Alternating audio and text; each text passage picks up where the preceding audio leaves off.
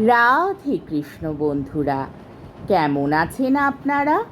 আশা করি সবাই ভালো আছেন। আজকে আবার একটা নতুন ভিডিও নিয়ে হাজির হয়ে গেছি। ভিডিওটি শেষ অবধি দেখার অনুরোধ রইল। আজকের গল্প তারাশঙ্কর বন্দ্যোপাধ্যায়ের অন্যতম শ্রেষ্ঠ উপন্যাস হাঁসুলি বাঁকের উপকথা। আজকে উপন্যাসে ত্রয়োবিংশতি পর্ব। বসন বড় ঠান্ডা প্রকৃতির মেয়ে, সে মদও কম খেয়েছে। মৃদু হেসে রতনের স্ত্রী কুসুমকে বললে, মরণ, নাক ডাকছে কার লো? কুসুমও চারিদিকে চেয়ে প্রশ্ন করলে, কে এলো? কার নাকি শুয়োর ঢুকলো রে? ঘোঁত ঘোঁত করছে, কে এলো? সুচাঁদ ওদের মুখ নাড়া দেখতে পেয়ে মুখটা এগিয়ে এনে প্রশ্ন করলে, আ? পাখি এবারে উঠে পড়ল বিরক্ত হয়ে। না, এরা আর ঘুমোবে না।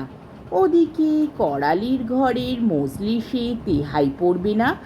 সে উঠে মাকে বললে, আমি শুতে চললাম মা। খেয়ে শুবি, আর খানিক বস। না।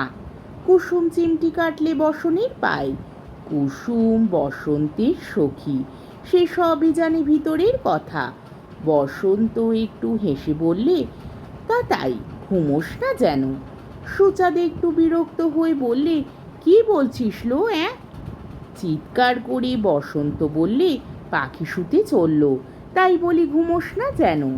সুচাঁদ সর্বাঙ্গ দুলিয়ে দুহাত নেড়ে একটা ছড়া কেটে কিছু বলতে যাচ্ছিল, কিন্তু সেই মুহূর্তেই একটা জোর হাঁক জেগে উঠল কোথা থেকে। হাঁসুলির বাঁকের অন্ধকার চমকে উঠে সতর্ক হলো, ও চৌকিদার হাঁক দিচ্ছে। সুচাঁদও চমকে উঠেছিল। পাখিকে কথাটা তার বলা হলো না। তার বদলে বিস্মিত হয়ে বললে, উমাগো, থানাদার হাঁক দিচ্ছে এর মধ্যে? বলি, হ্যাঁ বসন, ট্যানপুল বেরিয়ে গেল কখন? কই, বদ্যির মতো শব্দ তো ওঠে নাই। সত্যি, ট্রেন যাওয়ার শব্দ এখনো ওঠে নাই। পাখি যেতে যেতে থমকে দাঁড়িয়ে বলে গেল, মদ খেয়ে মেতে আনন্দে আর সীমে নেই। আজ রবিবার মনে আছে, আর সেই ভোরবেলাতে গাড়ি। তাই বটে, সে কথা কারোর খেয়াল নাই। রবিবার সন্ধ্যায় ট্রেন যায় না, যায় ভোর রাত্রে। কি, আজ রবিবার? হ্যাঁ, মনে পড়ল সুচাঁদের। পরক্ষণেই ভুরু কুঁচকে বললে, তো শ্যাল ডেকেছে বহরের, শুনেছিস?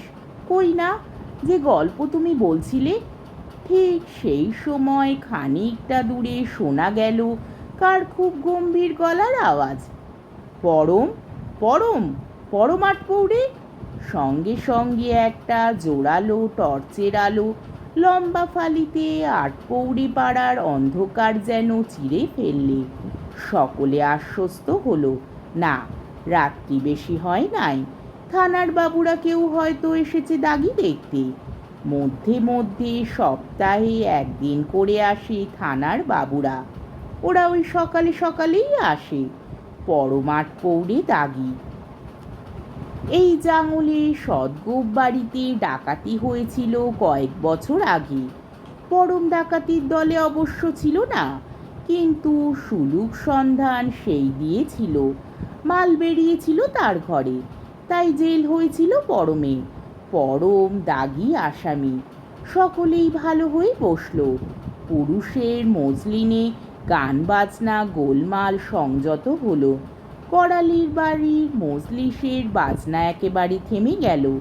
থানার বাবু এ পাড়ার পানেও আসবে একবার।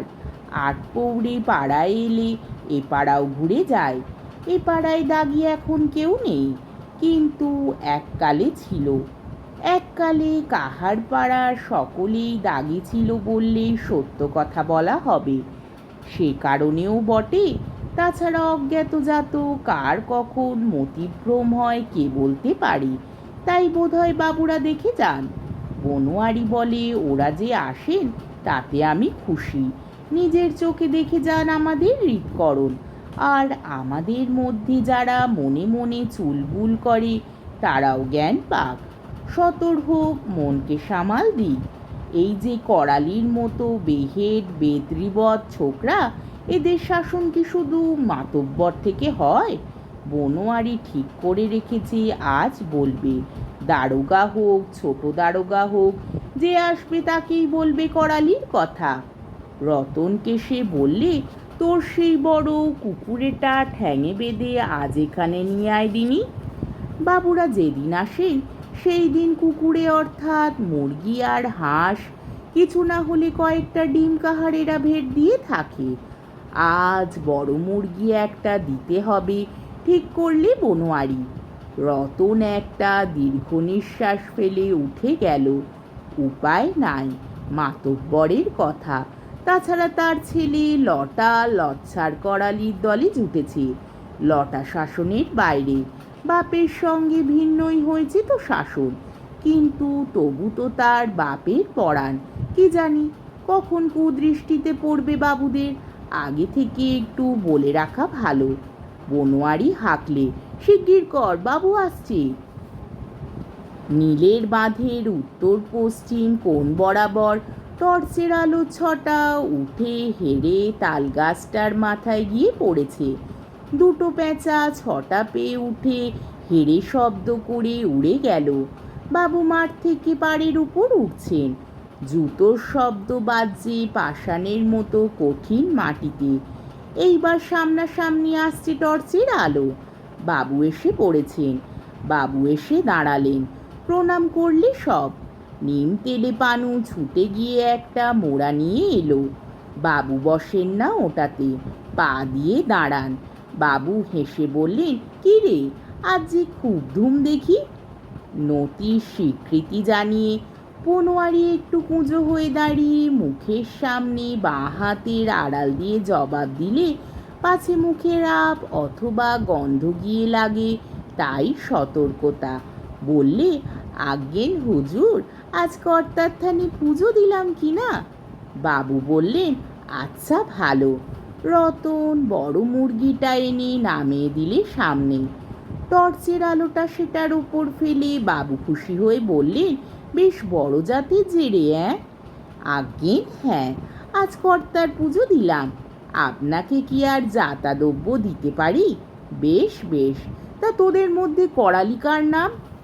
মনে মনে বিস্মিত হলো সকলে। বনোয়ারি চকিতে অনুভব করলে বাবা ঠাকুরের অদ্ভুত মাহাত্ম্য। ও, এরই মধ্যে করালির বদরীতি চরিত্রের কথা দারোগাকে তিনি জানিয়েছেন। মনে মনে বাবাকে প্রণাম করে বনোয়ারি বললে, আজ্ঞে হ্যাঁ, ছোড়াটা বড়ই আজ্ঞেন, বেজায় আজ্ঞেন। করালিকে অভিযুক্ত করার মতো বিশেষণ খুঁজে পেল না বনোয়ারি। কিন্তু দারোগা বললেন উল্টো কথা। হ্যাঁ, বাহাদুর ছোকরা। ছোকরাকে পাঠিয়ে দিবি থানায়, বকশিস পাবে কিছু, গোটা 5 টাকা পাবে। বকশিস পাবে? হ্যাঁ, আমরা শিসের কথা ডায়েরি করেছিলাম, ওপরেও গিয়েছিল খবর। এখন তখন সাপটাই শীষ দিচ্ছিল, আর সেই সাপ এই ছোকরা মেরেছে, সেই খবরও পাঠিয়েছি। 5 টাকা বকশিসও পাবে। বাবু চলে গেলেন। মুরগিটা নিয়ে গেল চৌকিদার। কাহার পাড়াটা বিস্ময় হতভাগ হয়ে গেল। তাদের বিস্মিত মনে দৃষ্টির সামনে করালি যেন নতুন মূর্তিতে দাঁড়িয়ে হাসছে। গোলালো বুক ফুলে উঠছে, গালে টোল খেলছে, সুন্দর মিষ্টি হাসিতে সুন্দর সাদা দাঁতগুলি ঝিকমিক করছে। আজকের পর্বটি এইখানেই শেষ হলো। আমার ভিডিওটি যদি আপনাদের ভালো লেগে থাকে তাহলে আমাকে কমেন্টের মাধ্যমে আপনাদের মূল্যবান মতামত অবশ্যই জানাবেন এবং আমার ভিডিওটিকে লাইক ও শেয়ার করার ও আমার চ্যানেলটিকে সাবস্ক্রাইব করারও অনুরোধ রইল।